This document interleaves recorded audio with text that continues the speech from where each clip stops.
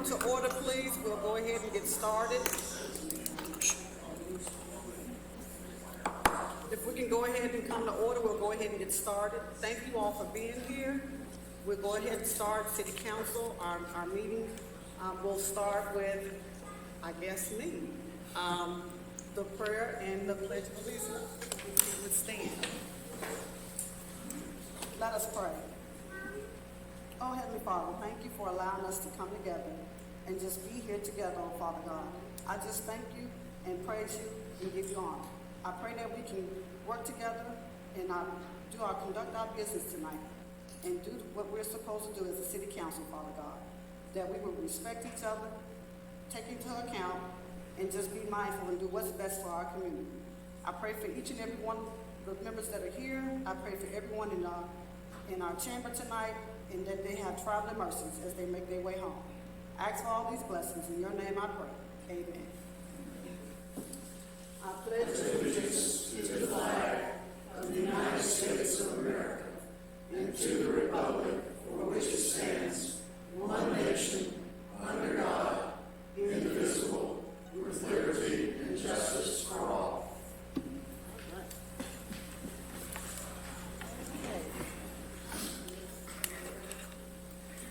And we will have our first call to order oath of our police officers. Chief Campos. Yes, ma'am.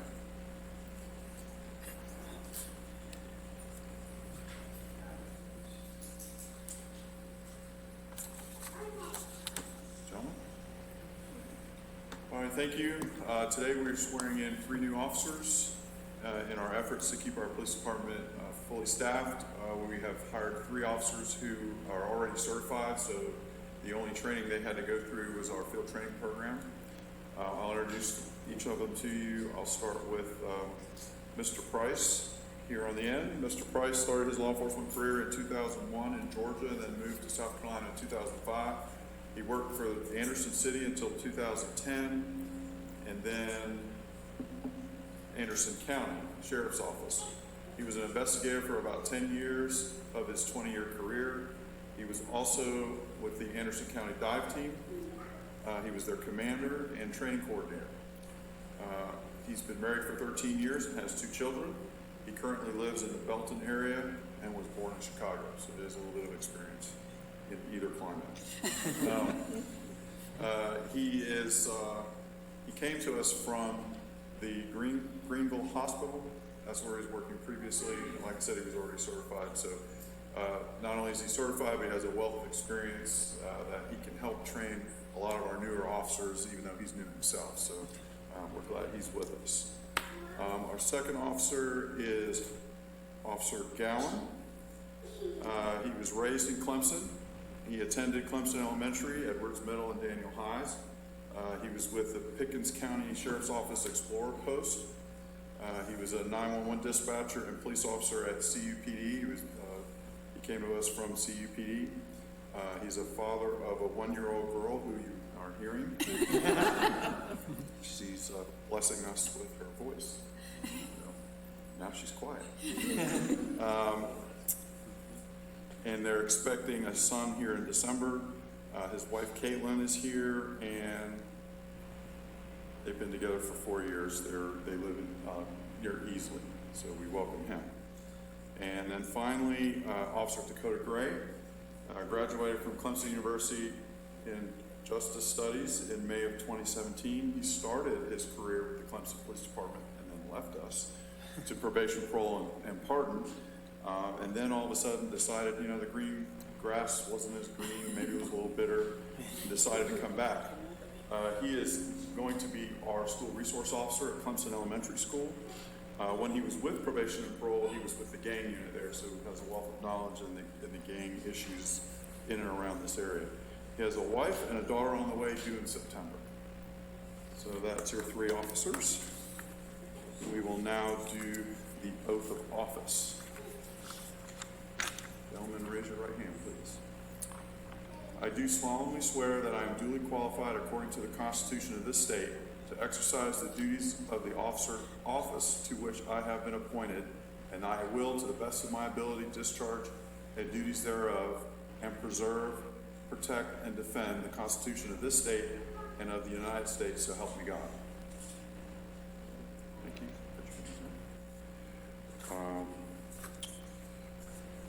At the end of this, if you agree, and you will agree,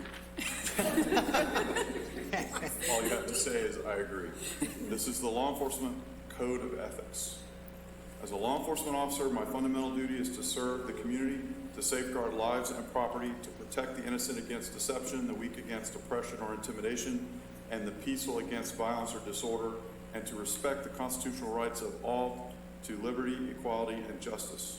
I will keep my private life unsullied as an example to all and will behave in a manner which does not bring discredit to me or my agency. I will maintain courageous calm in the face of danger, scorn, or ridicule, develop self-restraint, and be constantly mindful of the welfare of others. Honest in thought and deed in both my personal and official life. I will be exemplary in obeying the law and the regulations of my department. Whatever I see or hear of a confidential nature or that is confided to me in my official capacity will be kept ever secret unless revelation is necessary in the performance of my duty. I will never act officiously or permit personal feelings, prejudice, or potential beliefs, aspirations, animosities, or friendships to influence my decisions. With no compromise for crime and the relentless prosecution of criminals, I will enforce the law courteously and appropriately without fear or favor, malice, or ill will, never employing unnecessary force or violence, and never accepting gratuities. I recognize the badge of my office as a symbol of public faith, and I accept it as a public trust to be held so long as I am true to the ethics of police service. I will never engage in acts or bribery, nor will I condone such acts by other police officers. I will cooperate with all legally authorized agencies and their representatives in the pursuit of justice. I know that I alone am responsible for my standard of professional performance and will take every opportunity to enhance and improve my level of knowledge and competence. I will constantly strive to achieve these objectives and ideals, dedicating myself before God to my chosen profession, law enforcement. Do you agree to these standards? Okay, thank you. All right, I guess we'll do pictures real quick. All right. The council would.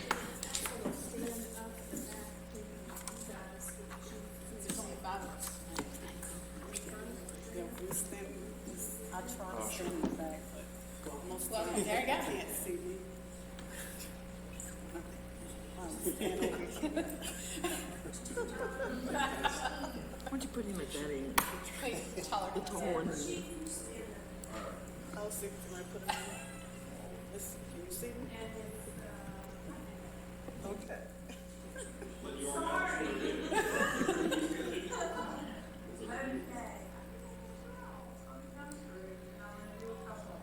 John Fulmer, step out just a little bit. There you go.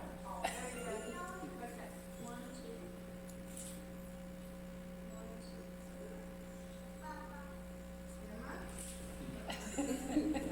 Thank you. Congratulations.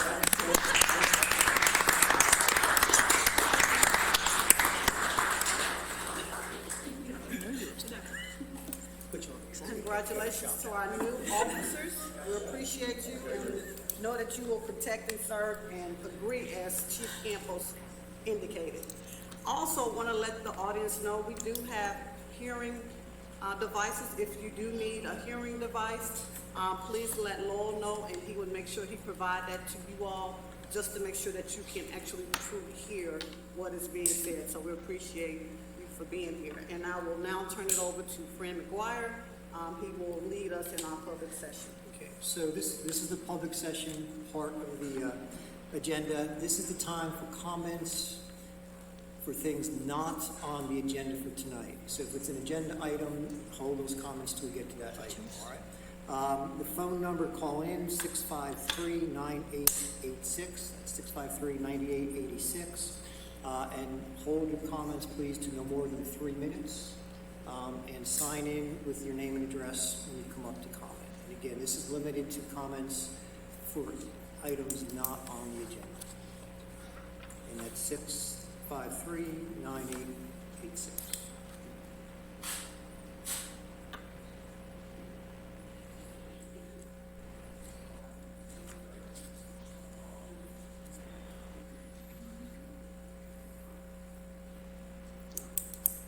Okay, so the mad rush is over, that's good.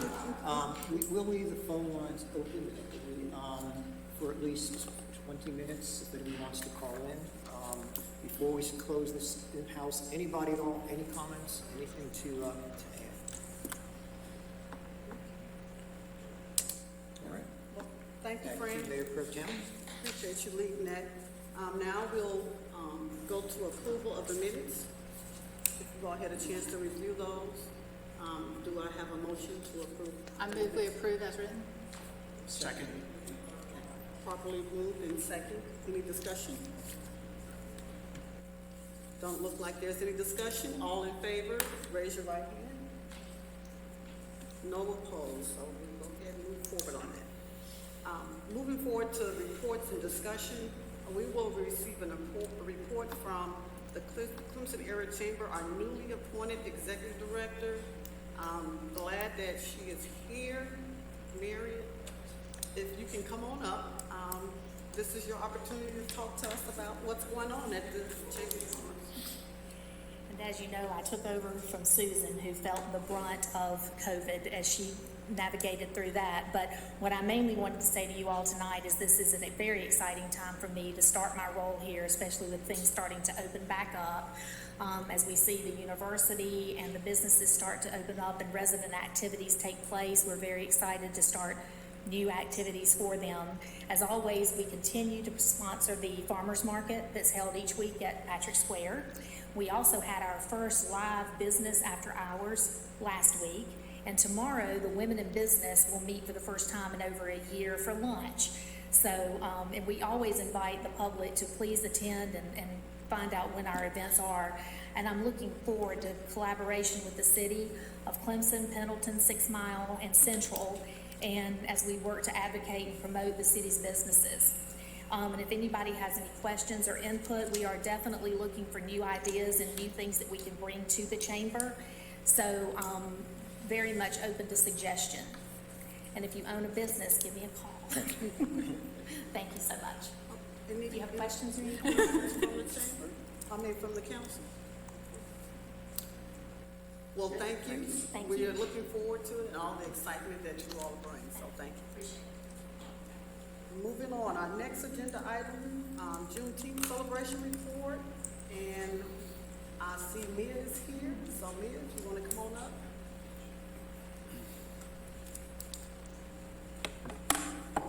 Hello, everyone. It's nice to see you all in person. It's been a while, right, Freddie? So I just want to start by saying that the first annual Juneteenth celebration that took place on June 19th at Little John Community Center was truly a collaborative event. Through the financial supports of educational institutions, Tri-County Technical College and Southern Wesleyan University, corporate entities such as CubeSmart, nonprofits, the Friends of the Clemson Area African American Museum, Little John Community Center, the Green Crescent Trail and Pickens Advocacy Center, churches, businesses, and community members who participated in the parade, the numerous volunteers who were guided by Lisa Bennett, you can see sitting here, and then also the vendors who were organized by Cicely Galloway, who's sitting there. And also trees that were lovingly trimmed so that community members had an unobstructed view by Vari Taylor, also of this community. Also Adrian Garner, who offered her grounds as a location for the celebration. Artist Pedro Ulmer and his ability to complete the Unity mural in time for the celebration. But last but not least, the support of the City of Clemson and its departments, law enforcement, fire department, buildings and grounds, IT support, the Art Center of Clemson, the Clemson Area African American Museum, Lindsay Newton and Andy Blundo, Alicia Smith, and all the members of City Council, and Mayor Halfacre. And it even seemed that the weather cooperated with our plans. Together, we were able to provide our community with a unifying event that truly speaks to the theme of One Clemson. I seek to keep my words brief. As the old adage goes, a picture is worth 1,000 words. So with that in mind, we will now share with you pictures that tell the story of this first annual Juneteenth celebration.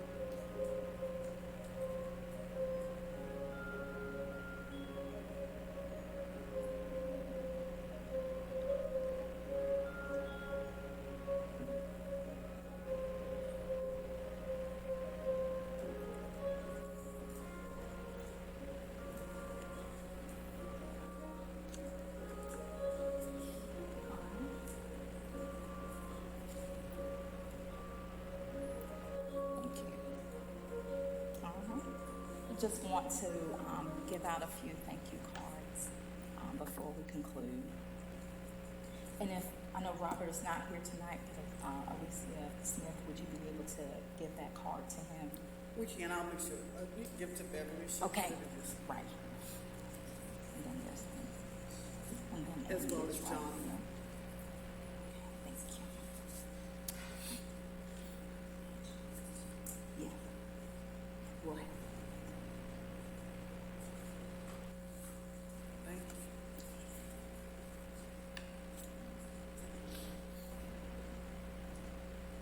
We're sure y'all are already planning for next year, right? Thank you.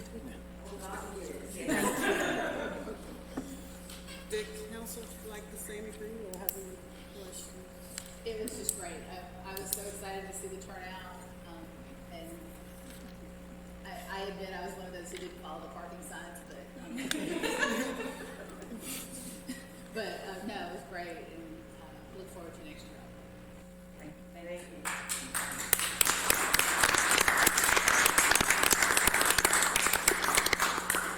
And I will say thank you too. I know all the hard work that went into the planning, and to see the turnout was amazing. And I look forward to next year because I know it's gonna be just as awesome, so thank you. Moving to our next agenda item, it's, Shannon. Shannon is going to do, follow up with a report, talk about some of the Clemson Next strategies that are recommended by Clemson Next Land Use and Development, Business and Economic Development. So Shannon, I'll turn it over to you.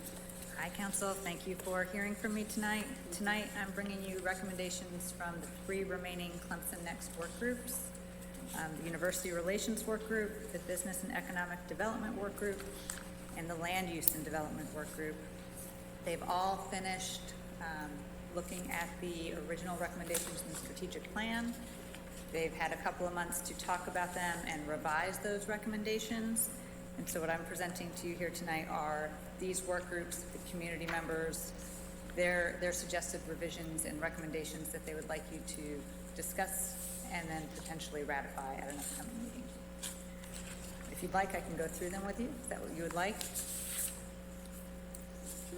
Okay.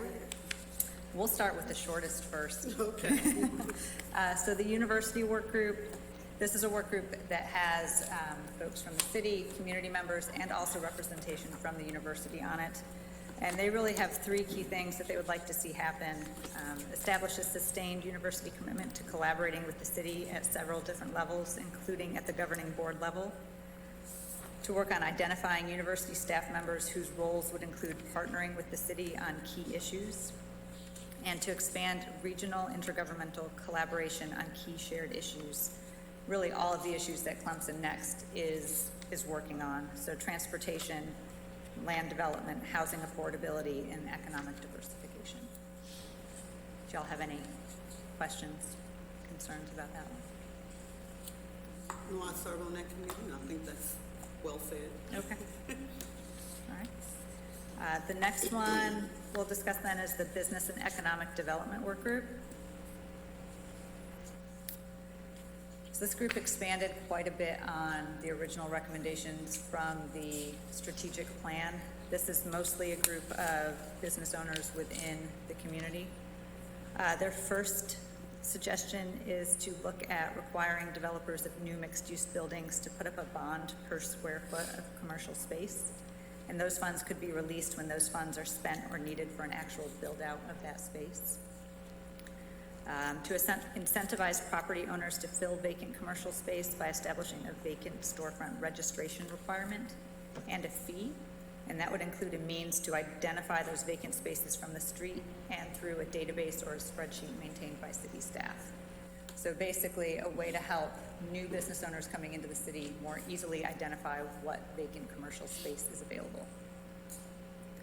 To establish a business improvement district to work along and to work with the chamber on this to support business retention, marketing, and recruitment efforts throughout the city. To establish a community-based incubator or a similar entity in partnership with our other local universities in nearby municipalities and other local agencies.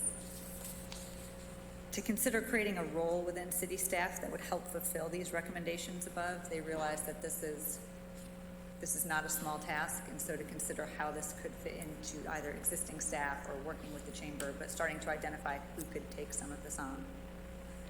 And then to look at conducting a tax equity evaluation on the mixed-use commercial space in the downtown corridor.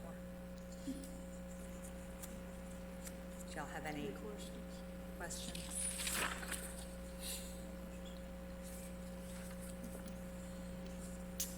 All right. No questions. Okay. We'll move on to the lengthy one we have tonight. These are the recommendations from the Land Use and Development Group. So to start with, to look at incorporating affordable and workforce housing into catalyst areas. So the strategic plan identified certain catalyst areas within the city that the city could look at for planning and redevelopment purposes in the future. And this group, this is a similar recommendation that came from the Workforce and Affordable Housing Group, which said affordable and workforce housing should be a component of those areas as we move forward. To cultivate appropriately scaled purpose-built student housing development in some of those catalyst areas where it's appropriate. To establish purpose-built student housing as a new type within the residential developments category in the zoning ordinance. That in those designated catalyst areas, basically the city used the plan development process, neighborhood planning processes, and other zoning tools to look at how to target new housing options to non-students. Any questions so far on the housing piece of this? Okay. The next section is on overlays. So the first recommendation here is basically they are recommending the city accept the catalyst areas as mapped in the strategic plan. Not that you accept whatever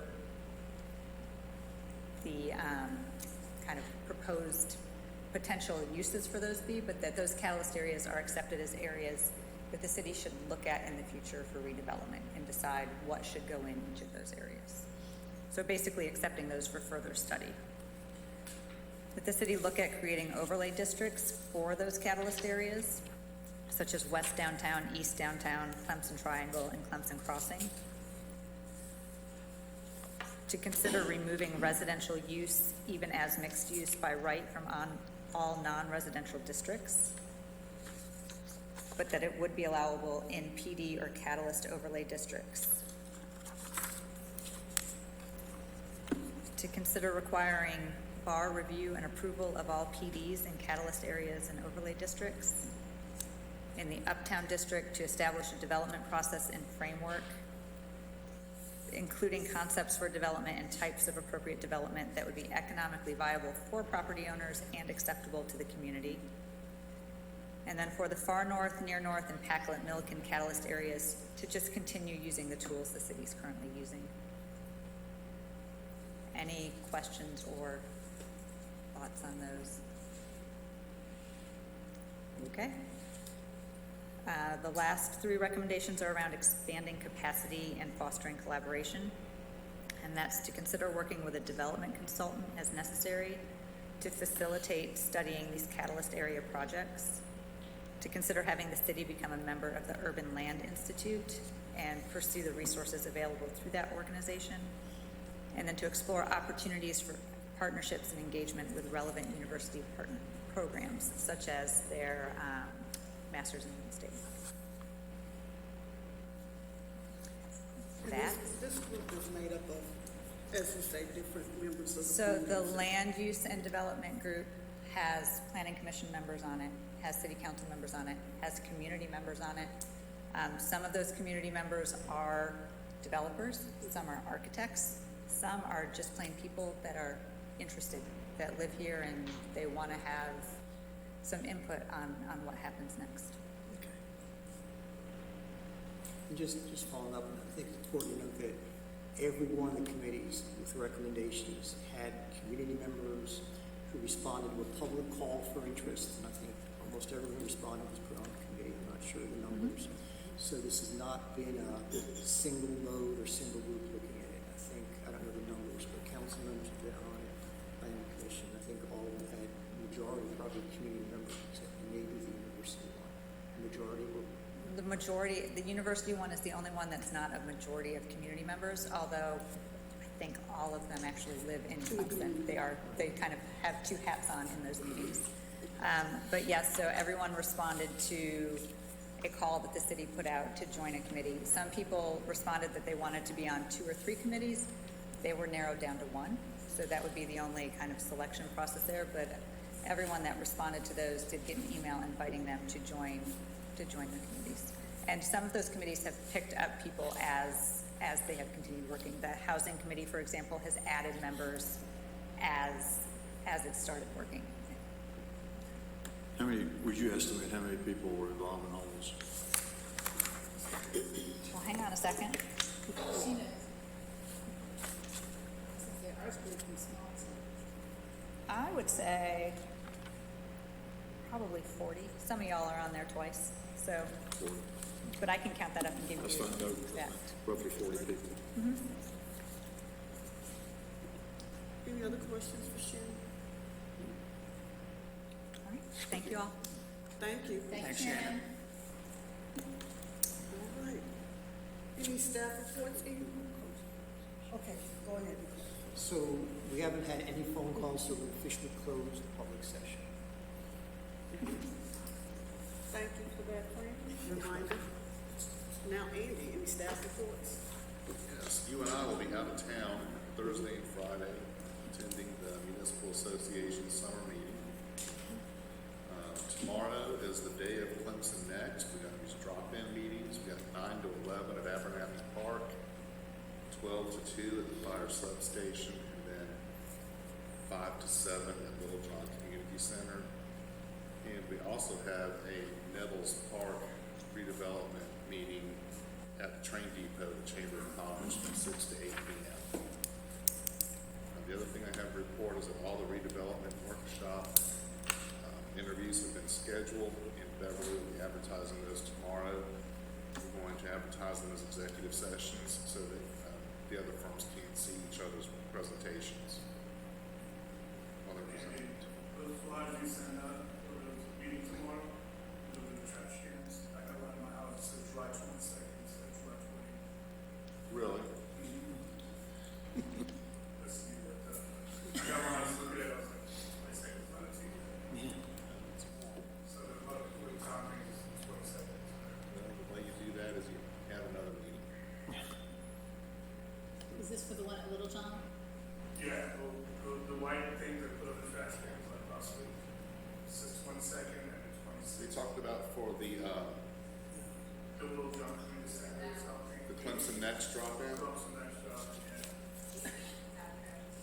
Yeah, we didn't do a trash can thing. Yeah, we did do them for the Nettles Park. Nettles Park, right. That's for Nettles Park. Right. We did do those for Different Nettles thing, Park. I think, yeah.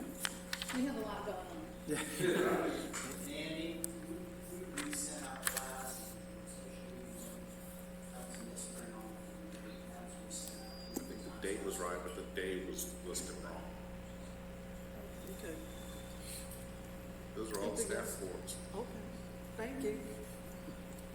Moving on to our policy and action items. Consider the second reading of the ordinance created as a separate offense for bias-based crime. Councilman Smith, that would be me. I don't have anything new to add. The word had changed, but I do know if there are any other comments from council about the the ordinance. Go ahead and share that today. In the section 1, I guess it's not up so people can't see it, but it says, I guess I'm a little bit concerned about the fact that it says, if you read it, it says a person who commits or attempts to commit an offense. It currently reads, or engages in behavior or conduct within the city with the intent to intimidate, et cetera, which bothers me a little bit in as much as that we're going to be asking, Chief's still here, okay, we're going to be asking that to be enforced as a standalone event. Whereas, I guess my concern is that I would like for us to consider it in place of the or and which means that it would be tied to an event such as who commits or attempts to commit an offense. And my real concern here is not in the statement and not that it stands alone, it's more about the enforcement, the difficulty to enforce. So that means that our officers are going to have to essentially almost be present to view what would be a verbal altercation between two individuals. And I just question how really enforceable that will ultimately be. Mary's helped me with this, so this is not something she's schooled me, so anyway. I do know that we now, within our municipal court, we can have assault, basically a simple assaults, and also what's mischievous trespass, which essentially is things such as graffiti and those types of things. And so by having the and versus the or, that means that you would essentially attach the hate crime issue or hate crime to that assault if that's applied, and or if it was malicious trespass such as the graffiti or whatever it might be, you would attach it to that, but not as a standalone event.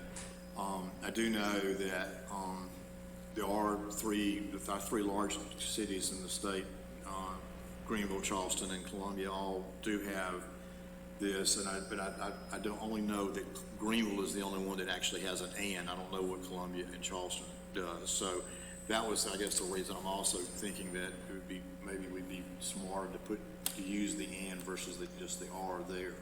I talked to Jerry today again, and Jerry Carter, and the House has passed it for the state, but now, of course, it would be on much more larger crimes. Obviously, it would be tied together that way, and so it's anticipated that state law would also be an and versus an or, so it wouldn't be a standalone that way. So I guess that's where I am with it. I have no real issue with it, other than I personally think it should be tied together. And I didn't know whether the chief had any comments on it or not, as far as the enforceability.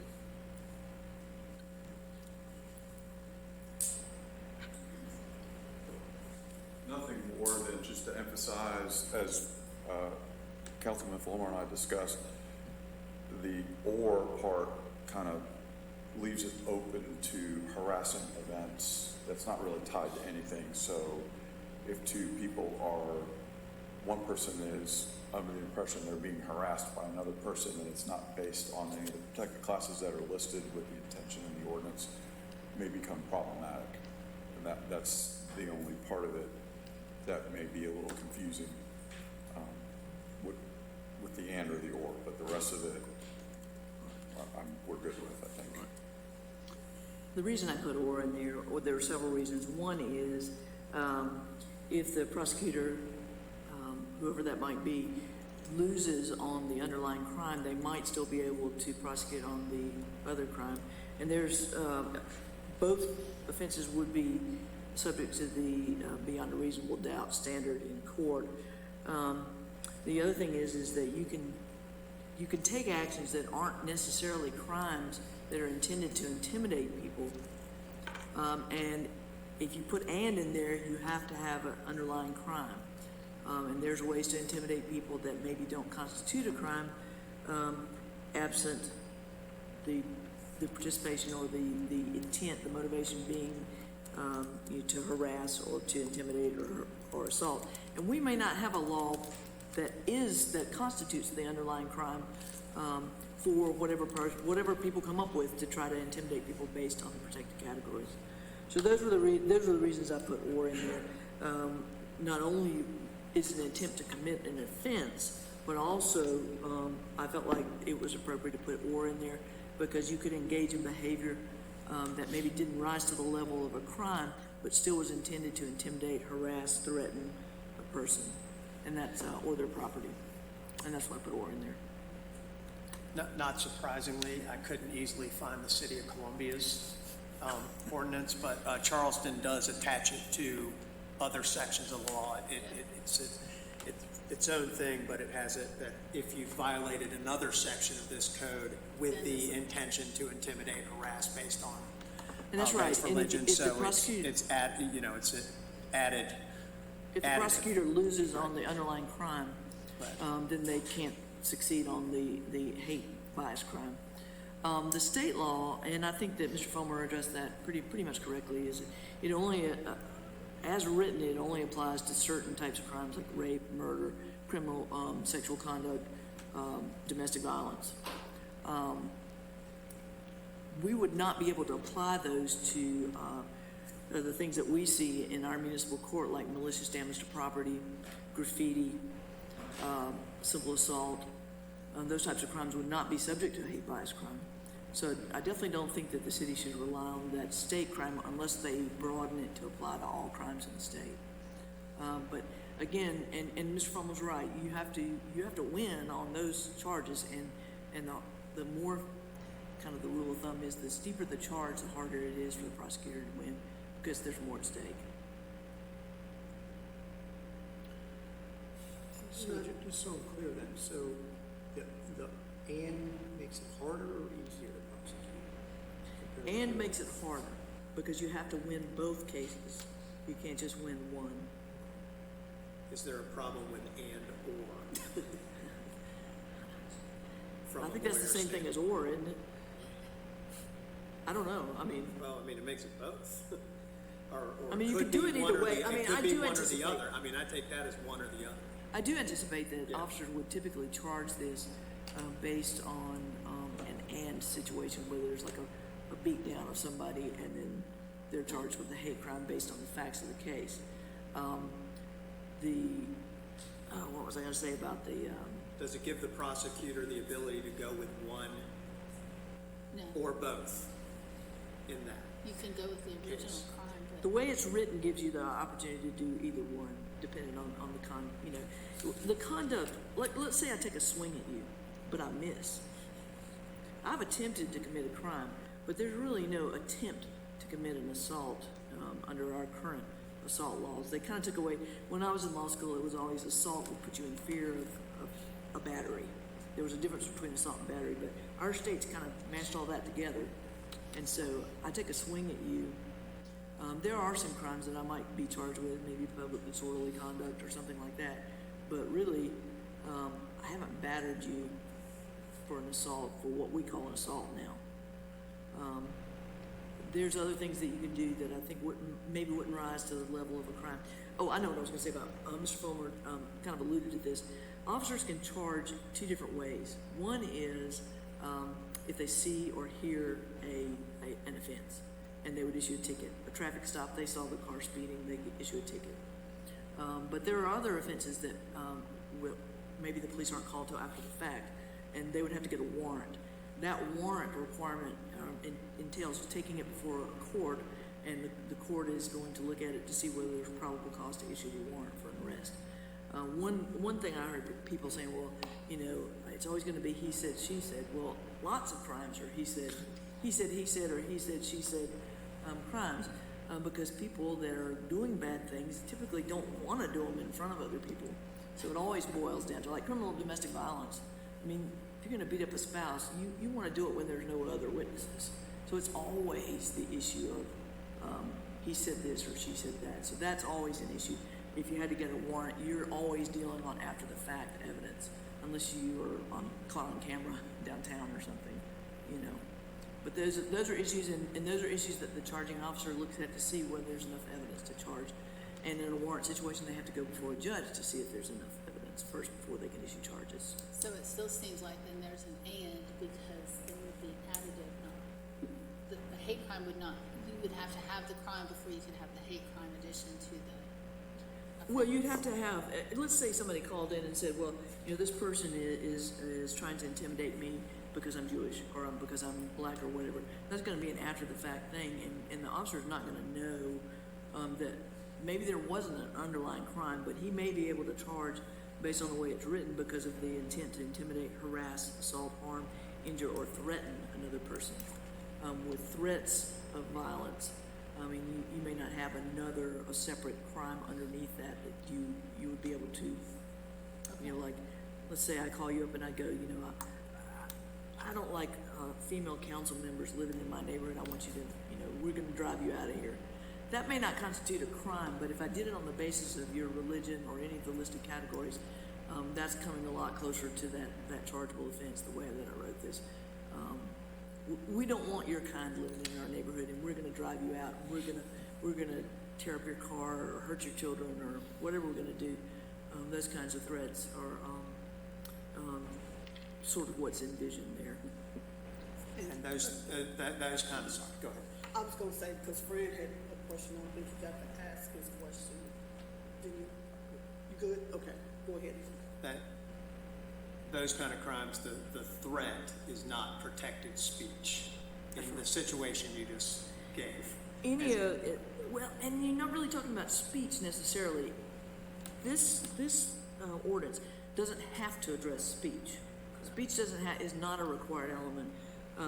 You can act with intent to harm someone with graffiti, without or with a threat or swinging at somebody, or there's lots of ways to intimidate someone that doesn't involve speech at all. So speech is not necessarily a required element. It can be part of your proof. If you beat someone up and you're yelling slurs at them while you're beating them, I mean, that's pretty good proof, especially if you've got witnesses, especially if the officer witnessed it, that'd be even better. But you know, it doesn't have to be part of the crime. The crime is to act with the intent to intimidate, harass, assault, harm, injure, or threaten another person or to injure their property. My question is, what you're saying is, if we leave it as or, we can address it either or. So, to John's point, we can still address it if it's an assault of some sort, based off of intimidation in one of those protected classes. But if that element doesn't exist, however, there's this intimidation to threaten, harm, without the actual assault itself, we can still address it. So it gives us more flexibility than if we put the "and" in there, then we're limited That's right. That's right. into how we can. I do address it. anticipate that, 99 times out of 100, it's going to be the joint situation where there's an underlying crime, whether it's a fight or graffiti or, some sort of violence or threat of violence that's going to underlie the hate crimes thing. And I don't think, I'm very hopeful that in our community that there's going to be very little need to charge on the hate crimes, but it is more flexible with the "or" in there. Let me ask you a question. You said something a second ago. So let's just say there's an argument downtown and it's witnessed by, let's just say it happens at one of the establishments downtown that turns into basically a hate conversation. So, but none of the officers observe it, but you do have witnesses. So does that become a chargeable event? Well, the officer would have to investigate it just like he would with any other. So, but thing. essentially, but essentially it's going to be a he said, turns into a he said, she said kind of situation with witnesses now is what it turns into.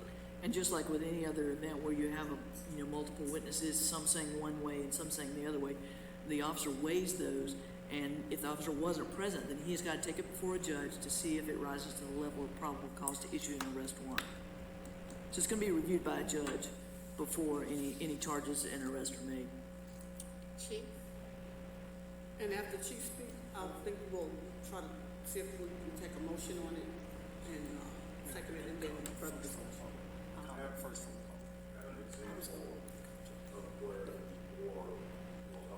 Situation, okay? Say we have a person who is aggressive or is like a bully towards a particular individual, but never threatens to hit, never threatens to do something against them, never threatens to damage their property, but has a history of standing over the person or yelling at the person or being angry at the person. And they also have a history either through their own words to other people or another person of the same class, and we can, through the investigation, establish that there's only certain people that they are doing that to. That's where the "or" comes in, where it can be chargeable, because they didn't attempt to or threaten to commit any of the other crimes that are already on the books, but they, in a workplace, came to a particular teller and was very aggressive and, you're going to do this for me, or or else. Well, or else what? Well, they didn't come out and say, or else I'm gonna hit you, or I'm gonna, but they have a routine that they keep doing that. That's where the or helps make a case. And I suspect, as everybody was talking, that those instances will be probably the lesser of what we would be dealing with for the majority of that, but that's where that or allows us to criminally address that behavior. And then with the sanctions in this particular ordinance, it's more of changing that behavior than it is, putting somebody in jail. So just hopefully that helps you. That's really helpful. But you're okay with it being or? I am, because I think the majority of what we're gonna deal with, the first part of it is gonna qualify. It's those anomalies, like this is circumstance I just described, where having that or in there will help us still continue that instead of saying, well, he didn't commit a crime or she didn't commit a crime. What if you have neighbors that, again, it's a protected class, they're not threatening to commit any of the crimes, they're not threatening to do damage, but they don't want them in the neighborhood, and every time they drive by, they yell and scream at them, or, trying to do something to intimidate them and make them feel uncomfortable where they live, that or opens that up for an investigation. Fred has a question. Just so I'm clear one more time. So in a sense, or means only one thing has to occur, and means two things have to occur. Right, the and would join the two, or would say the latter half is the only thing that has to occur. Are there any public comments at this time? And if you would like to make a public comment, we ask that you keep it to 2 minutes during this session, public comments for this session. And if you are online, you can call in. The number is 653-9886. Is that correct? Okay, I did memorize it. So if you want to call in, are there any public comments at this time? Okay, I do have one that I need to read that was sent through my Civic app. First and most importantly, to state for the record, I am no friend or supporter of individuals who act from the emotion of hate toward a person's race, religion, or other protected categories. However, I believe government officials should carefully weigh the necessity of any new ordinance before enacting what could be considered an unnecessary or emotionally or perhaps politically favored law. According to 2019 National Total Population Census figures of South Carolina's 5.1 million population, the non-white population, i.e. the targeted racial category, was approximately 1.6 million, and of the 68 hate crimes, 39 were racially motivated. Statistically, therefore, the targeted class experienced a 0.00225% likelihood of being subjected to a hate crime. Hate crime statistics were not found reported at the city level, but it is suspected similar results will be found since the state statistics follow the national figure as well. Statistically, the obvious question is, do we as a nation, state or city, have significant hate crime activities that require or justify existing or proposed legislation?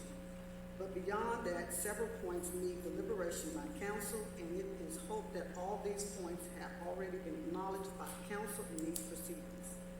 An obvious response to the statistical result above would be that one hate crime is one too many and cannot be overlooked. I understand the expressed feeling, but if such reasoning is routinely applied, our system of laws would likely overfill the largest computer storage available. The issue before the council is whether or not the city's racial crimes numbers alone statistically warrant the ordinance. Concerning the adjudication of hate crimes, lawyers agree that hate crimes are difficult to prove, since ascertaining a person's emotional state before or during the act itself is very subjective unless there is clear proof otherwise. For example, admission of guilt. The accusation itself places the accused in a double jeopardy situation. Not only is the person usually being tried for a physical act, but also the separate charge of motivated hate, which carries its own range of increased punishments. This charge therefore requires the defendant to defend against further punishment and incur the added legal expense of litigation regardless of guilt. Subsequently, not only does the city have an increased expense in effort toward court proceedings, so does the accused. council must consider the likely success to obtain a guilty verdict against the effective use of the city's assigned resources, as well as potential underserved financial claims to be drawn from the defendant's resources. But the larger issue, and arguably for some proponents of hate crime law, a prime objective, is the curtailment of freedom of speech. Hate speech, as defined, may encompass not only the emotion of pure hate, but often and erroneously that of bias, a far cry from hate. For example, a person may lay claim to be pro-Christian or for heterosexual relations or for marriage between a man and a woman. Alicia, that's been quite more than 2 minutes, and so I think we should submit that into the, because we wouldn't allow that if they were in the room, so I would say that we should submit that into the record through the My Civic app. Well, this is through the My Civic. I know, I'd give that to Beverly so that she can submit that into the minutes and into the record, because we would, we've got a timer up here for the people that are in the room, so. We do have it. Yeah, so thank you. Or y'all can disagree with me. No, I do not agree. I think we will, right? Yeah. Okay. But this is written by William Gear, and I don't have his address. Oh, 46 Scotland Drive. With that being said, no, I think that's somebody's phone.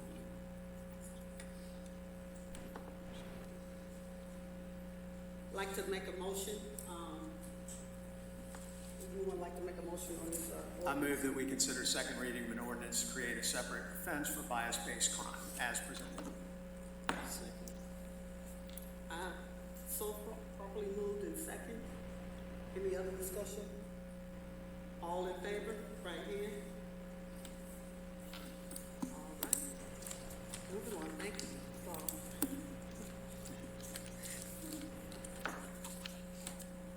Next on the agenda is the first reading of the strategic plan ordinance. Todd, can you come and read that for us? Reading 37 to all lines. Okay.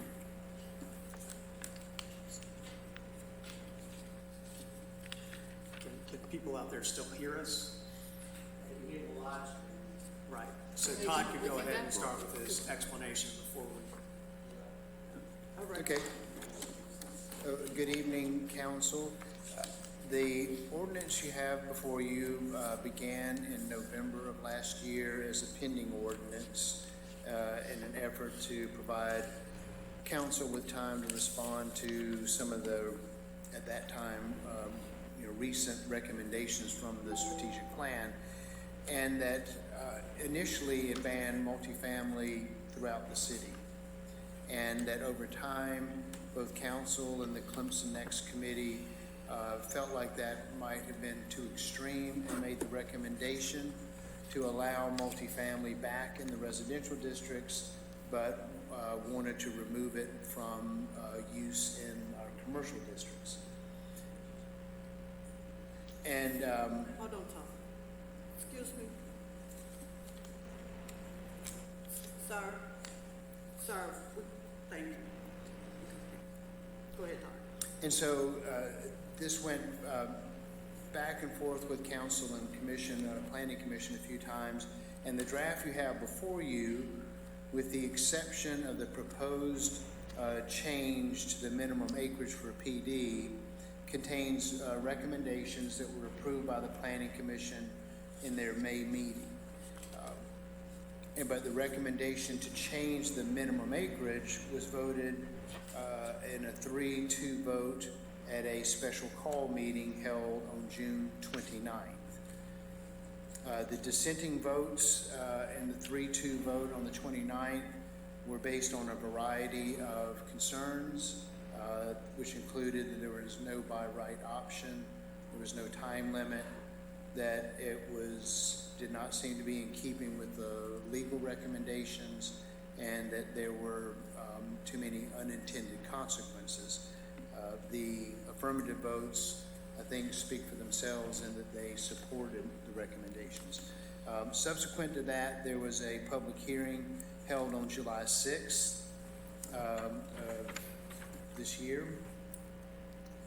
And that the language that the Planning Commission advanced now reads that there is no minimum acreage requirement for a PD located in commercially zoned districts. A planned development must be a minimum of 4 contiguous acres when located in or adjoined solely by R20 or R12, and then says that a planned development in all other zoning districts, which in this case would be RM 1, 2, 3, and 4, must be a minimum of 2 contiguous acres. And that Mary Beth Green, Chairman of the Planning Commission, is here to answer questions should you have any, as well as I'll be happy to answer any questions you may have of me. Any questions? So that I just have a, not actually be saying, but the first part of the document we got is a section on Article 3, residential districts and district regulations. Are we voting on anything related to that? So this is what we got today.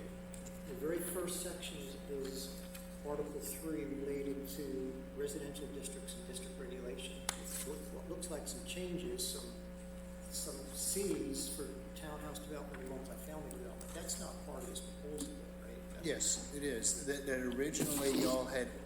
originally council had eliminated multifamily and townhomes citywide. You then requested that they be reinstated, and that's what the C indicates. I wasn't sure what it was there. Okay. So, just to be clear, the ordinances before you will allow multifamily and townhomes as before, but it is eliminating the by right use of mixed use in any commercial district. So that's just returning for the residential, what was previously there. And like RM3, RM4, okay. That's correct. Yeah, it's So returning. basically, those are I think it was 4 things that you talked about. That the no residential and commercial without PD, eliminating the 2-acre requirement for PDs, and changing something to 4-acre contiguous. Those are the major things that we have. And a portion of that, the language regarding the planned development being a minimum of 4 acres, when adjoined solely by R20 and R12 was already in the ordinance. Inserted into that is what I think may be a confusing and difficult language when it says located in or adjoined by, because those are 2 different things. And so by any planned development that has R20 land would have to, whether it's adjoined by, surrounded by, or if it is zoned R20 are 2 different things. And so I just bring that to your attention because that is a change from the language that was that exists in our current ordinance. Didn't we have a discussion about whether it was joined on one side or 2 sides? Wasn't that part of that discussion? Yes, the way that at the public hearing, the question was raised, I think, by Councilman Brookover, with a couple of scenarios, and that if it's not surrounded by R20, it can be 2 acres. If it is surrounded by R20, it would have to be. What I'm going to need clarification from is that you also have language in here that says if it's located in R20, it has to be 4 acres, regardless of whether it's surrounded by R20 or not. That's the way it reads, as I interpret it. And so my recommendation would be, if that's not what you want, would be to strike those words located in and say when adjoined solely by, then it's 4 acres. So the point there that I was making, because I was online for that meeting, is that with simply adjoined solely by, you could have a scenario where there's commercial property right up against R12 or R20. If the commercial property, owner buys some of the R20 property, they could then include that in a PD. And that would be a way that you could begin to encroach into R20 and R12 neighborhoods if it's adjoined solely by. So, my thinking is that if I'm going to strike anything out of that sentence, it would be or adjoined solely by and have it located in R20 or R12 districts. And then you could take out the last sentence of locations across the street or alley and consider it. Well, I guess there'd be the commercial in RM1 or RM2 or RM3 could be there, so you'd want to keep that in. But, if it's got to be completely surrounded by R20, commercial property, someone could assemble commercial property and R20 and R12 into and bring it forward as a PD. The way that it is the way that it's written with just the adjoined solely by language. I understand what you're saying, that if it's commercially zoned, though, it doesn't have any minimum acreage requirement. Under this. Yeah, but when you have it ordinance. solely surrounded by and across the street, you make it so that you could grab the R12 and R20 and include that in it, R20, R12 together and begin to encroach into R12 and R20 neighborhoods with PD, commercial, mixed-use development, by making the R20 have to be completely adjoined by, as well. So I like the in, and I'm not so sure that we need the or adjoined solely by, but I don't have a problem with it remaining in there because it leaves the option open. And if you want to do that, you can change by proposed motion to amendments. Yeah, if we wanted to change, I'll move the motion if we make a motion on this in second. Any other comments? Are there any comments from the public? You can make comments at this time. Please keep to 2 minutes. Keep that in mind. And also, are we able to take calls? Okay, still trying to do that. So are there any comments from the public at this time?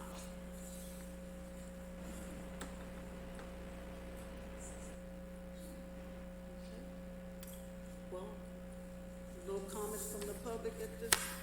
Okay. You sign in over here, yes, sir.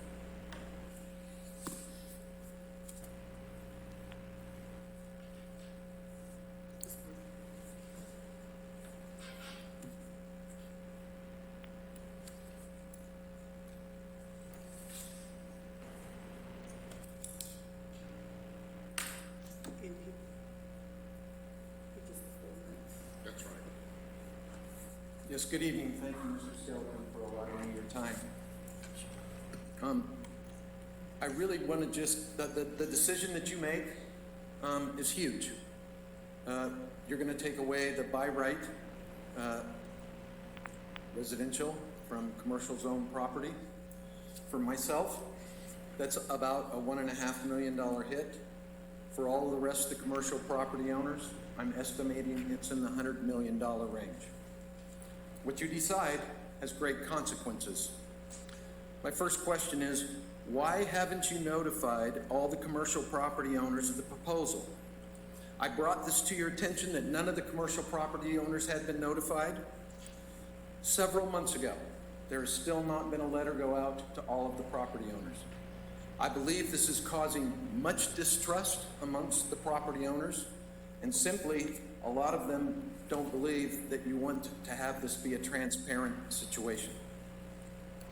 My next question, why aren't you following your own counsel's advice? At the last meeting, I read, and I'm going to quote your attorney's written comments to you. 1, requiring that all residential developments in commercial districts, BPDs, may illegally exceed the authority provided to local governments by the Enabling Act. In other words, it's very possible not legal. Number 2, this would seem to be inherently unfair, as the nature of resulting set of rules would rest on the relative ability of property owners to afford to pay for PD project design and negotiation. And 3, the city cannot change the definition of PDs as set forth in the Act. In other words, if a property owner, say with a smaller parcel, wishes to create a mixed-use residential development, the city cannot force that development to be a PD if the project cannot meet the state requirements for PDs. It's very potentially illegally. Additionally, some of the things are against and not in alignment with your existing comprehensive plan. The comprehensive plan, and I quote, encourage the location of higher density mixed use developments in established commercial corridors. You are eliminating that, so you are not doing what the white paper suggested. The other suggestion, work with developers to encourage mixed use development in specific areas identified on the map. You are not doing that, you are eliminating it. Since November, as Todd said, of last year, almost 9 months have passed and no action has been taken to set standards for by right development. Why has that not happened? Why are we even here? Is the council prepared to commit today to a date by which the by right standards are set for commercial property owners being developed to mixed use? I don't know. Are we? Is this a forever thing? Why did we spend the money and the consultants' time and then not follow their advice? Why hasn't also the unique ratio of residents to students not been addressed in the White Report? I brought this to your attention before. You cannot find another community where there is a 2.6 student to 1 population ratio. Lastly, I'm going to read from the white paper. With 10,000 non-student residents, you can only support for local and distinctive retail amounts to 30,000 square feet from this group, roughly enough to fill a single small shopping center. Why are we trying to force commercial into these developments when you have so much vacant down there? So you forced developers to build commercial, and now it's sitting vacant, and you're going to double down instead of stepping back. So in closing, I would say, 1, what you have the right to do, you have the right to pass this. But I would strongly suggest that you stop back and take a caution moment. Your attorney has told you it's probably illegal. You are not complying. Thank you for your time. Over the 4 minutes. Thank you. Thank you. Let me do that, please. Thank you. Any other public comments? Thank you, Mr. Johnson. Appreciate you.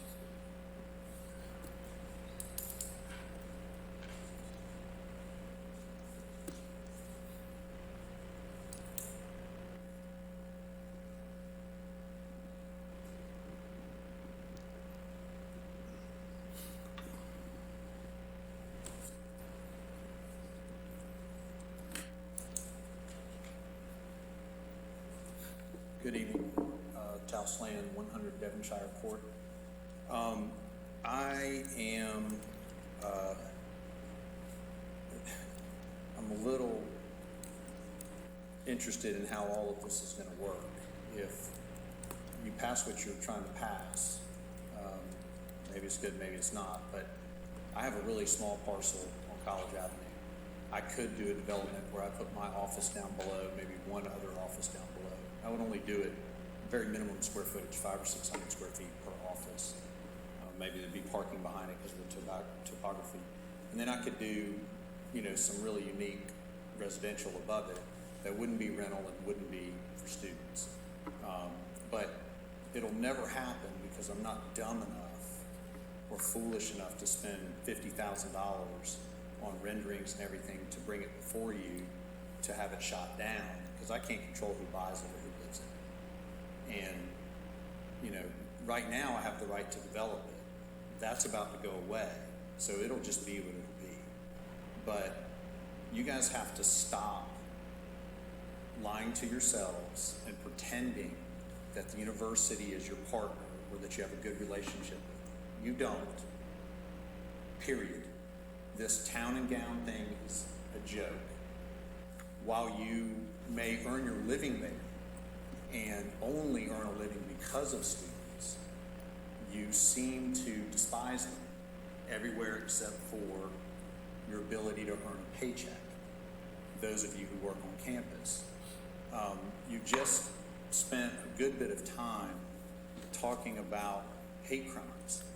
Replace the word student with black or Jewish or Chinese, and you have police here.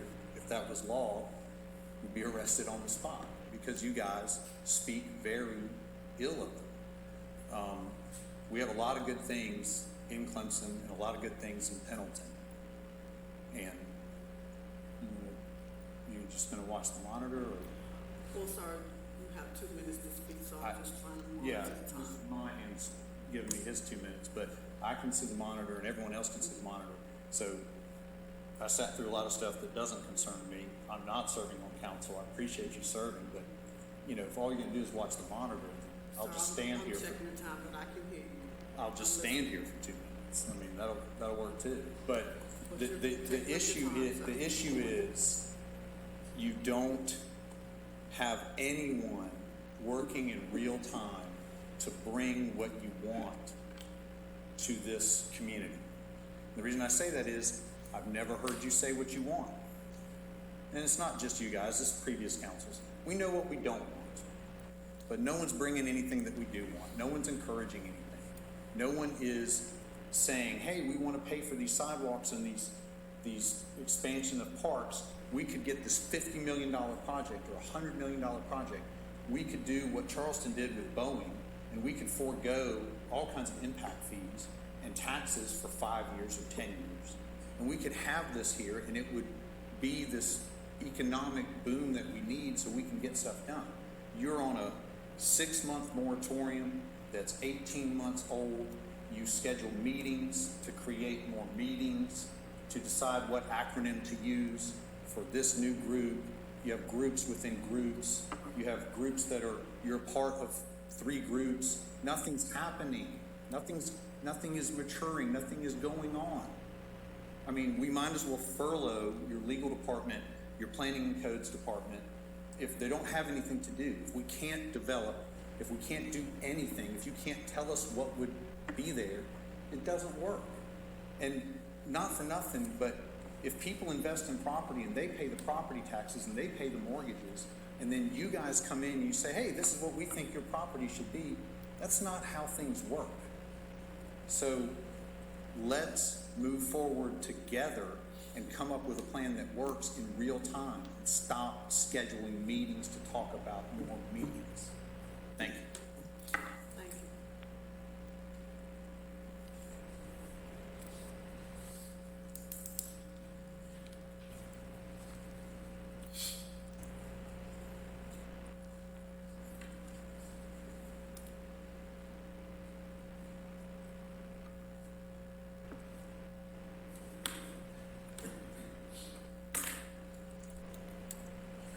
Elizabeth Boat, 201 Martin Street.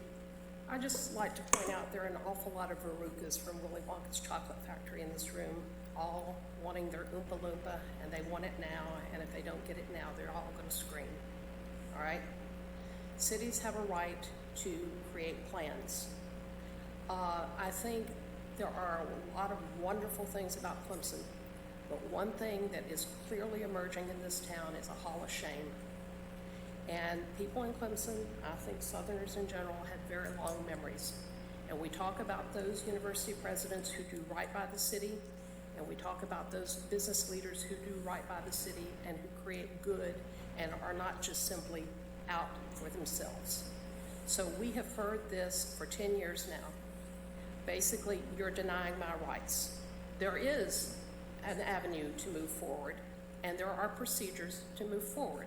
Nobody is saying property owners cannot move forward, but this cannot be a wild west of development, and that's exactly what this has been for the past 10 years. So I would like to encourage you all to pass the resolution as written, and I think it speaks well that finally we have council who's willing to take action and to say, we've got rules, We're not denying anybody the right to develop, but we're gonna put these rules in place and we're going to say, have some input as to what the outcome is. And thank you very much. I appreciate your time. Thank you.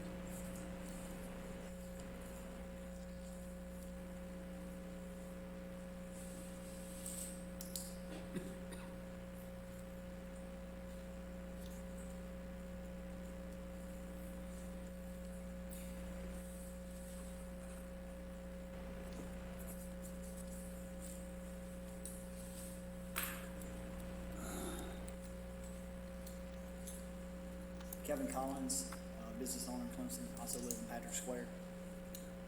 So I definitely agree with what Tal said. I said I've worked with the city for 5 years trying to get stuff through. There are 1, 2, 3, 4, 5 people on council right now that have been in meetings that I've had over 2 years ago to get a plan development through. That we brought in and did a workshop, tried to collaborate with the city. It got shot down. 5 years ago, I brought a hotel to the city. It got shot down. From what I hear from everybody else, a lot of people wish they had a chance to say yes to it. I have no idea how in the world this city council will ever get a plan development through. That's what's scary about it. I feel sorry for everybody else that has small properties. We submitted a straight zoning by rights. You guys held an emergency meeting. 2 days later, wrote an ordinance in effect. I think as property owners, we need some security that if you're gonna do and vote on this plan development, you can actually get one through. Because historically, you've not been able to. And that's proven. There's a record of that. And I agree with Tal. I'm amazed to go downtown with my family and be able to park, walk around, and enjoy it. All ages, from little kids to older kids. I don't have any trouble. But you guys make a living in university. And you absolutely despise the students that want to live downtown and be part of it. I'm amazed. Thank you for your comments. Are there other comments from the public at this time?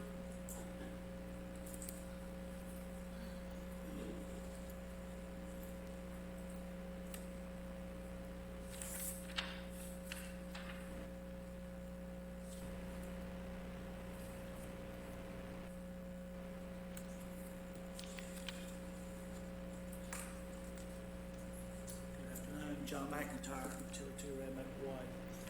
It's interesting to hear all this again for, I think we've been through this a number of times. But, I represent a family that has small parcels of property downtown. They've been there since the mid to late 60s. We don't have any plans on doing anything, but the problem is eliminating mixed use and have to go through a planned development is taking away our rights.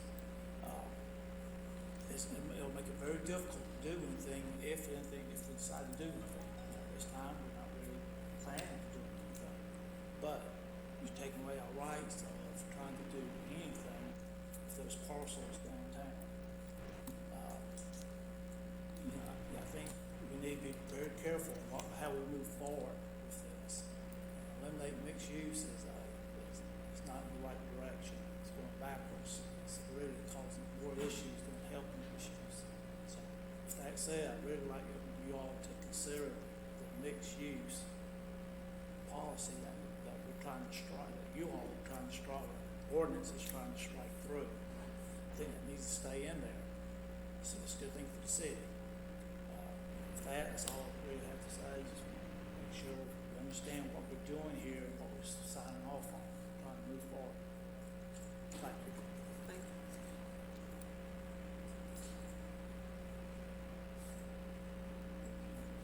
Do we have any calls, Laura?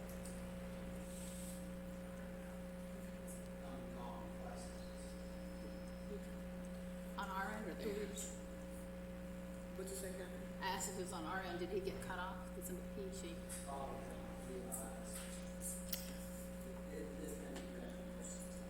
So would we like to, someone like to make a motion? So I'll make a motion that we approve the changes that Tom outlined, he discussed it to us with commercial C and Z districts. Second.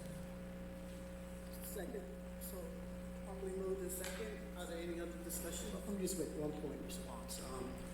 I've been on council, this is my third year, but I went back and I checked the council minutes since 2017. That's all I could find, or maybe more. Since 2017, 4 PD-related issues have come to council. Every one of the 4 was approved. Every one of the 4.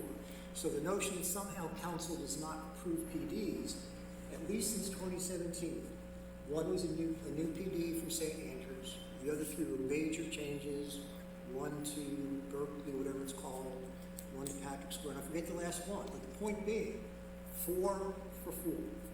So the notion that somehow PDs don't get through council is not accurate since 2017. Now, you may choose to withdraw them. I don't know. I can't read your minds, but I can tell you, since 2017, 4 requests PD related, 4 approvals by council. No rejection. So the notion that somehow this means PDs will not be approved by council is not supported by the data. It's just not. So if that's your concern, the data says you can relax 4 for 4, all 4 approved. 0 turned down. Anything that's come to council in 2017 with a PD request has been approved. Any other comments? I want to make a couple of comments. Number one, I find it as one of the 2 people that is actually employed by the university that's sitting up here, I can assure you that neither Alicia or I hate nor have ever stated that we hate students in any way. I love students, and it's the main reason I do what I do. I also know, I don't ever remember hearing Fran McGuire state that he hates students, and I've known him for 30 years. I'm sure I have not heard that from John Duckworth or the mayor or anyone else up here that they hate students. So that's a little more than mildly offensive. Second, I was going to say the same thing about shot down the PDs that Dr. McGuire just made. Third, the idea, asking about why are we forcing commercial? Well, in the current zoning as it exists, where you are and in that part of town, you've got to have the commercial, or you can't do anything else in commercial mixed use. So, one or the other is you don't have that option to not do it under current zoning and the current rules. You got to have the commercial even by right today. The other things that I want to get across are this. Since the moratorium happened, the Clemson Next process that we went through, that typically would be at least 12 and probably an 18-month process to get the report delivered. We got the report delivered at light speed in 6, and I was not on council, I was involved in the process. Light speed to begin in March with the consultants and have delivery of the report by November 1st. Had we allowed the process to go in that order, right now we would be getting the report and we would be beginning the implementation process that has got us through these 7 months. With that, on July 30th and August 4th, as Andy reported earlier, we will be interviewing a firm to come in to do the redevelopment process for the uptown area that will help us create a vision, and your all's input as property owners in those areas is absolutely critical and essential and needs to be, you will be absolutely notified, invited, and it needs to be a priority on your calendars to be there to provide input in what that vision is so we can find a path forward and create the catalyst overlay areas that are mentioned in the strategic plan that will potentially put back some by right options for you, as well as maybe more, better and more lucrative development opportunities in that area. So I'm asking you to be patient. I know that, Mr. Collins, I know that you all have had your property for quite some time, but the planning process that we've gone through in the last year, Clemson has never done anything like that. in the past, and I would ask you to remain patient. The plan is that the consultant will be in early fall to begin the workshop process, and we should have answers by then. But what we cannot have is a continuation of the singular, monolithic, unhealthy development pattern for any town. You're building a single type, very specific type of housing that over top of commercial property that goes unfilled but is required by current zoning as well, that we want to get it right.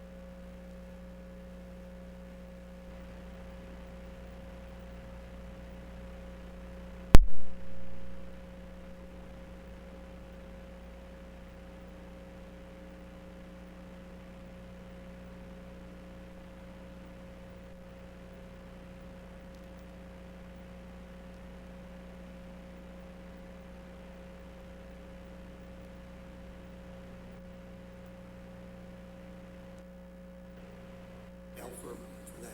So I would ask you not to interpret this as anti-student. It's not anti-business. It's not anti. If you want to work with us to help this be a better document, a better approach based on your framework, please do. We've invited many people to participate in lots of parts of Clemson Next. I'm inviting you again to participate in what's coming up. But don't mistake this as anti-anything. This is pro-City of Clemson. You get a chance to shape that. Everybody in this room hopefully will. If you choose not to and choose to come to a meeting later on and just comment on that's up to you. But I would urge you not to take that approach. But please believe, I speak for, I think everybody here, not anti-student, not anti-development, not anti-business, not anti-anything. Pro-City of Clemson. And if you truly want to be part of making Clemson better, and I believe you do. I don't ascribe negative wishes to any of you. Please get involved at this point to help it become that. It's my responsibility. It's your responsibility. And I appreciate that, and I would ask us to maintain order. Hopefully everything's done in order and a good decorum. So if we can continue to do that, and before I want to make sure we give everyone an opportunity on council if you have anything else to say. If not, we have the motion in the second, and so we'd like to go ahead and take a vote at this time. So all in favor of the motion that's on the floor, raise your right hand. All opposed? There are none. So let that be said that has been passed. So thank you all for the discussion. Moving on.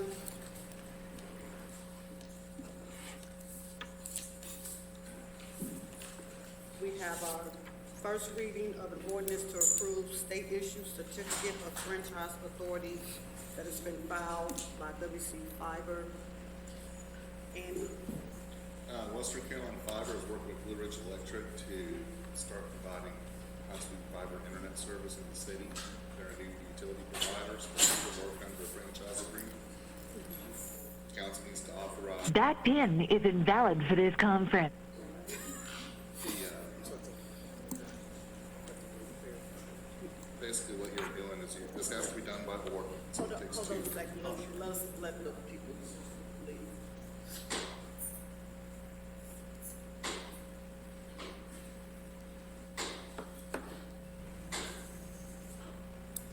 Okay, go ahead.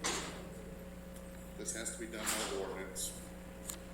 This year's approved franchise fee. Okay. The maximum for telecommunications is 5%. 5% of, Sales in the city of Clemson. Gross sales. Yeah, the money they generate within the city limits. do we have recommendations on using this company? You don't get a choice. That's what I'm saying, You used to have a choice. Yeah. But not anymore. Now they just apply to the Secretary of State and they tell us this group's coming in and all you have the authority to do is establish basically just the franchise percentage and then that's capped. So you can choose to do less than 5%, but that's about it. The Western Carolina is I think they started in Georgia. One of my other clients, the town of Iva, has used Western Carolina, and I can't vouch for them here, of course, because I don't know what their lines will be like or anything. But I know the town of Iva has been really pleased. They use them personally for their own IT stuff, and they also have a franchise in Iva, and they've been pleased with that. They're in the Abbeville area too, I believe. I've seen them around, that's why I just didn't know. I've heard they provide great service and Well, the internet speeds. We are in need of competition for internet service. We absolutely need them. I mean, bring it on. I mean, this has gotten ridiculous with those That's right, current but providers. by granting or consenting to this franchise, you're not attesting to the quality of the service, but it gives people more options. More options, exactly. So, but they're gonna have to come in and run their own lines, I assume. They do everything. Right, but I mean, that's obviously gonna be the impediment, I mean, as far as getting it in. Are they gonna, I assume they're gonna probably target the high-volume neighborhoods probably first? You know what they actually did? They Yes, came in and that's talked what I to us about where the greatest need was, and that's where they focused all their pilot efforts in beginning engineering. Okay. I did like that Well, about that's good. that proposal. And so this is no sanctioning or support by us, this is just saying we approve it, and other companies can also come in and basically have to approve them. This is They no can. verification by us about good company, bad company, it's just we have to do And, it. I mean, obviously, how well they do will be driven by the market, And whether others they can- like their service or not. Others can do the same if they choose to, right? Right. Well, I move we approve the reading of the ordinance as written for West WC Fiber LLC. Second. All right, probably move in second. All in favor? Right here. All right, thank you. Moving on to our next agenda item. This is also consider an ordinance to annex the 12-mile recreation park into the city limits. Andy? Hey, we finally have the petition back from the Corps of Engineers. We've worked everything out with them.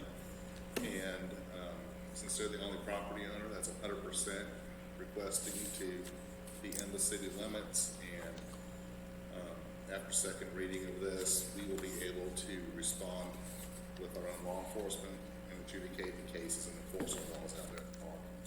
And it will help staff out a lot. I brought Tony in here tonight just to tell you about some of the issues they've been dealing with out there, some of the strategies they've been using to do that. And I mentioned it in your cover memo that, there's been some pretty poor behavior by some of the park users out there. And I know council had said that they wanted to hold off on the fees until Labor Day, but we feel like if we were able to initiate the fees when the gate's here in 2 weeks, that would do a lot to deter some of this, because using the park would be more of an intentional decision. And we could be consistent with this annexation and redirecting the behavior. And so, I'm sorry. So- Was it under Pickens County Sheriff before? It still is. It still is. Yeah. Well, yes and no. We respond out there but we cannot affect, any arrest that we affect would have to be under county ordinance and state law, and it would have to go to the magistrate for prosecution. We cannot take it through municipal court because the municipal court has no jurisdiction there because it's not inside the city. So part we of the do annexation. respond out there, we do try to de-escalate the situation, handle the situation, but if we get to a point where we have to actually charge somebody or arrest them, I have an agreement with the sheriff that they will send a deputy to come physically take them to the county jail and go through the magistrate until we resolve the annexation issue. And then, once it's annexed, we can take them to our jail and go through. Okay. But you can actually, you can arrest them, but you just can't hold them. I can't, I can cannot, detain them. I can detain them, and for logistical purposes, it's better for the deputy to take them and do the paperwork, because they're accustomed to going through the magistrate court. We are not. We go through the municipal court. Right. So for logistical purposes, if we knew how to do that and everything, then we would have to send our officers to the magistrate court, and it would just be a logistical nightmare. We could not and cannot, and the sheriff cannot enforce any city ordinance there now, because that's all enforceable through the municipal court, and the municipal court does not have jurisdiction there now. So any city ordinance that you pass, we cannot enforce, and the sheriff cannot enforce. So it's only county ordinance and state law that can be enforced there currently. Okay. That's And where I can I got. remind council to raise your hand, because Fran had a question, and we jumped in. Just be mindful. Just two things. One, I think also, Andy, you requested that we approve charging as soon as possible, not waiting until Labor Day. We think it will help a lot. Right now, as you can imagine, the largest problem we have has to do with the trash from the beer bottles and cans. And we have been approaching people with our park volunteers and our full-time staff person, but it's very much of a confrontation. And I'm afraid someone's probably going to get maybe assaulted by the wrong person, depending on how much they've already had, that sort of thing. But it would definitely help out from just the volume of trash and the things that we have to do to keep the park maintained. So we really think that if we were able to charge the admission, it would do a whole lot to deter the behavior, because you're probably less likely to. Well, the second thing I was going to suggest, I don't know if it's appropriate or not, is if we approve this on the first reading, maybe we can accelerate the second reading rather than waiting 2 more weeks. I think it's 6 days between the first and second reading.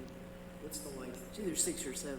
So maybe if we can do approve this tonight, we can have a quick emergency meeting, do a second reading, and get it done before the 2 weeks pass.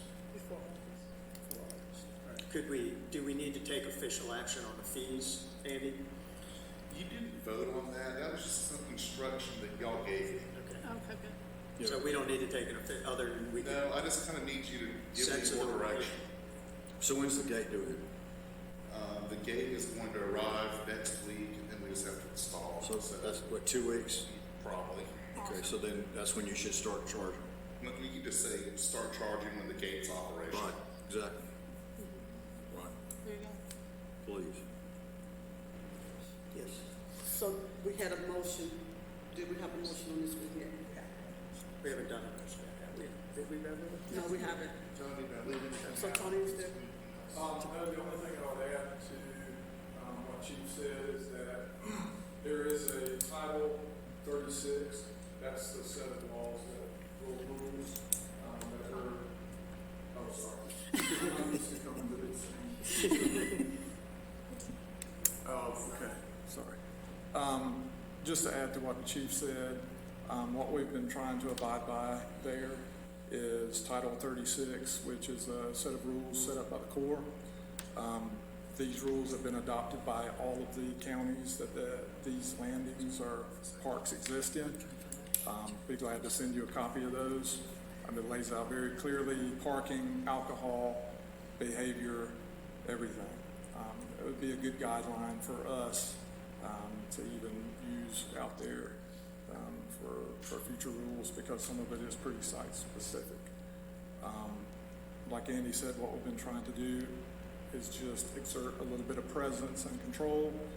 Nothing really confrontational. It's all asked. If we do see someone with alcohol, we ask them to leave, or they can pour it out and stay. That's the two things that they can do. They can't take it back to their car. It's still on premises. The volunteer has on occasion asked to look in someone's cooler. If they refuse, there's nothing he can really do about it. Most people open their cooler. Some people have alcohol in it. Most people pour their alcohol out and choose to stay at the park. All of the confrontations that we have had out there have been alcohol related. Usually indirectly, someone parked in the wrong place, they've been approached by the volunteer. Because they're inebriated, the situation escalates. So, in talking with the chief and his staff, we've kind of backed off of that since the 4th of July.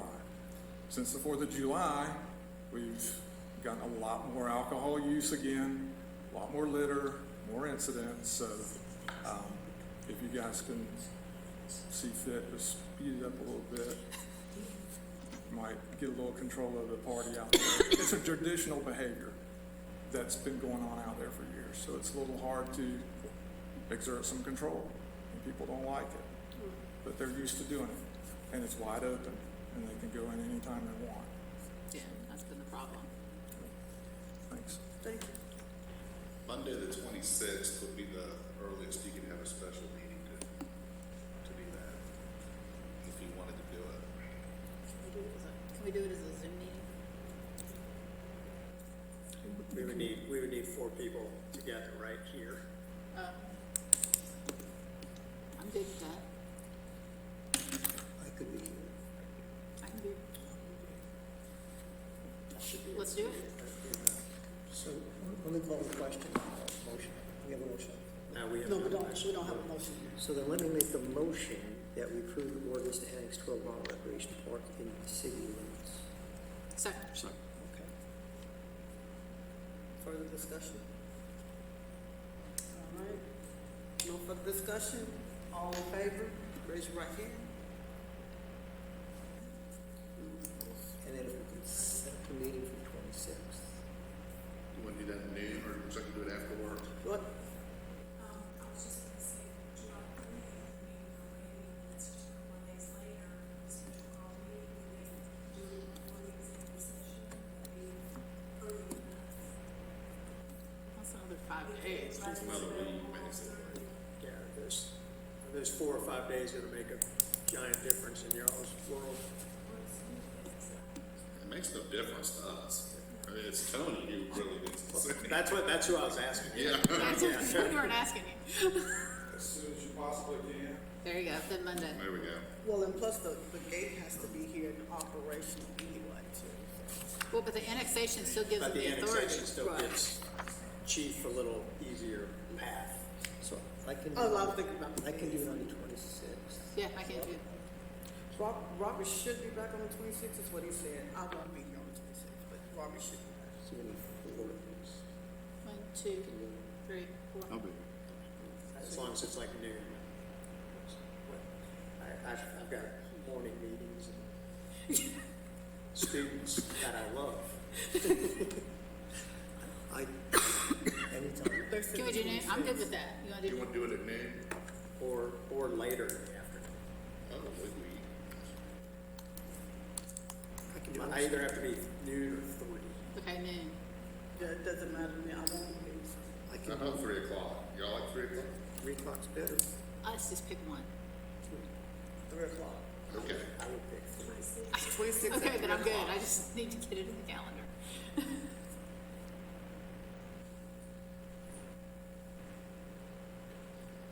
3 o'clock. Did we vote on it? Yeah, we did. We passed it. Okay, our next item is to consider adopting the revised Clemson Next strategy as recommended by the Clemson Next Traffic and Non-Student Housing Work Group. Thank you for your patience in being here just a little bit longer. She's had a long day. No problem. So, I was here a couple of weeks ago, and there was discussion on the recommendations from the traffic group and the non-student housing work group. And Andy and I have been talking about the right way to move forward. We've talked about asking you guys to ratify the recommendations from each work group, and that would give these work groups clear mandate to move forward with the projects that could actually implement some of these recommendations. I'd like to make a motion that we consider adopting the revised Clemson Next white paper strategies as recommended by the Clemson Next traffic and non-student housing work groups as presented. Second. Okay. Any discussion? With thank you to all the people who worked all the hours, all those recommendations. That was lots of hours. I appreciate, thank you, yes, so that publicly, thank you to those who worked on these, recommendations that took a lot of work, effort, and so we appreciate the work that you all put forward, and the members of the committee.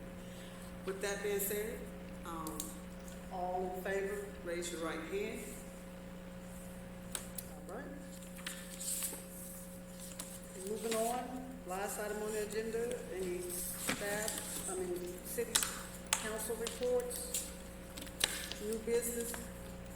All right, Bob? Couple of things. One, Andy wanted to see if you could work on getting Chris and Benji to get an update on their work with the roads and infrastructure plan and number and see where they are on that process.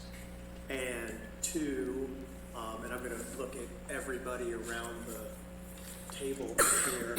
I'd like to recommend to Andy, if it's okay with everyone else, that he begin the process of considering a job description for his replacement and get that moving down the road. As assistant, yeah, as assistant, your replacement in your role as the assistant city administrator. We'd like you. I would like to encourage you to, and I know we can't take an official action, but get a thumbs up from people like, hey, we want you to bring a proposal to us pretty quickly because you still are doing 2+ jobs, and that's not a great situation for you to be in.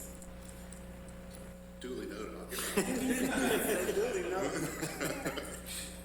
Those were my Okay. two. Thank you. items. Any other reports? Just two quick ones. The next conversation with council is August 26th, which is the last Thursday. These will always be the last Thursday. August 26th. Okay. There won't be one in July. And so we need 2 more people to sign up to do that. I'll be there. Bob will be there. Awesome. Okay. I just need to, and then it'll be every 4th Thursday of every month after that. So if you want to sort of sign up for later on too. I just need to tell Sarah for the next one. So Do we know where it is? it's in the fire station. Oh, it's Fire station. At least for now, yeah. And the other thing, very, very quickly, is that, so, you're watching the COVID numbers, they're starting to go up. Pickens County, I think, is now 76 cases out of 100,000, so we're getting close to that 100,000. Pickens County, I checked right before it came, this was, I think Saturday's date was 53 into the moderate category. So just to keep us again on our toes, I don't know at what point we have an emergency meeting. You all saw Ted Swan's wonderful letter today. And some of the things that Mary, I think, sent us. So just to sort of stay vigilant, these things are moving up really quickly. And I understand it's not as serious for those vaccinated. But anyway, I don't know what the trigger is to set off an emergency meeting. Hopefully we never get to that, but just to be ready. But I wouldn't be surprised if Coney County is above 100 cases per 1,000 by the end of the week. Kind of trigger we were talking about was to DPEC. Yeah. And this day, say, y'all need to start wearing masks again. Right. It was gonna be from DHEC. CDC's kind of wavering and waffling. I don't know. Right, that's why I think we You stuck, took both of them. yeah, but I think we finally concluded that DHEC was gonna be the point on that. We'll just have to watch. Oh, another thing, Andy, you sent us something. You probably all got the email from the person who's asking me about electric chargers. Yeah, I thought that was really a good thing, yeah. Did you see that, Angie? Well, yeah, you sent it. Yeah, I was gonna follow up with that one. I was waiting for you That's all all to I had. finish. That's it. You take it. Did anybody else have any? Okay. Yeah, I followed up, with the electronic, the charging station, so Andy did get back with us, and Robert also had reached out to him as well. But we know that there is, you got the, email that Robert sent, hopefully you were copied on. But one of the things that Andy shared was that if they are electric vehicles, that the CAT bus station is the place where We they. do have several chargers at the CAT Several bus chargers. station around from. That can There's be one at used by the CVS. public. There's one, There's a couple of CVS. That's right, there And is. then a couple of CVS. So if people are asking in the meantime, that's where we can actually Right. Okay. refer them to, knowing that hopefully in the future there will be more stations. And there are people that use those ones out of the cat bus regularly. Yes. They come in, drop off their car, and then go get something to eat or something and come back. Oh, there you So go. we did make Mr. Lawson aware of that, so he does have that information. Okay, good. Just want to make sure you know that. Bob, your presentation from Benji and Chris, are you guys thinking workshop or report I think depending on where they are, let's see where they are and how much they have, and maybe just an update. If, there's not a ton there, they can give us just a brief update, but if they've got a bunch of information, then we might need a work session. Okay. So let's find out what they have, first and where they are. And one last thing, I want to thank everybody for being able to participate in our CURE dialogue. I think that was successful, it went really well. And we will have our next one scheduled for September 9th.